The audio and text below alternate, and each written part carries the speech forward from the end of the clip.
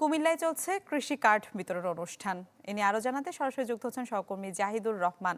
জাহিদ, অনুষ্ঠানের বিষয়ে বিস্তারিত জানাবেন, কি কি কর্মসূচি রয়েছে সেখানে?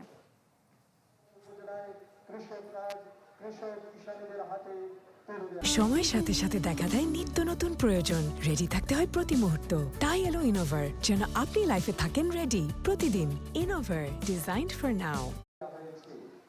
সকাল 10টা থেকে শুরু হয়েছে কুমিল্লার আদর্শ সদর উপজেলার জগন্নাথপুর এলাকায়। আমরা যে স্থানে রয়েছি এখানে কিছুক্ষণ আগে কৃষিমন্ত্রী হাজী আমিনুর রশিদ ইয়াসিন তিনি এখানে এসেছেন এবং ইতিমধ্যে আমরা দেখেছি যে কৃষি মন্ত্রণালয় এবং মৎস্য প্রাণী সম্পদ মন্ত্রণালয়ের সচিব এবং এখানে বেশ কয়েকটি আসনের সংসদ সদস্য এখানে বক্তব্য দিয়েছেন। আমরা যেটুকু জানতে পেরেছি যে আজকে যে কৃষক কার্ড বিতরণ অনুষ্ঠান এখানে আদর্শ সদর উপজেলার জগন্নাথপুর ইউনিয়নের 3 বিতরণ করা হবে কিছুক্ষণের মধ্যে। আমরা কিছুক্ষণের মধ্যে বক্তব্য তারপরে মূলত কিছুক্ষণের মধ্যে কৃষিমন্ত্রী আমিনুর রশিদ ইয়াসিন তিনি বক্তব্য দেন, তারপরে মূলত কৃষকদের কার্ড সেটা বিতরণ করা হবে।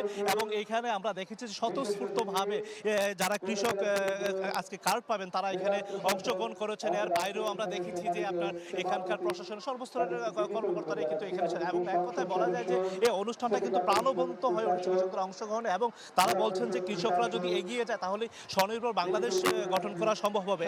এবং এখানে আপনাকে একটা বিষয় জানিয়ে রাখতে চাই যে গত পহেলা বৈশাখ কিন্তু প্রধানমন্ত্রী তারেক রহমান তিনি কিন্তু টাঙ্গাইলে উদ্বোধন করেছেন।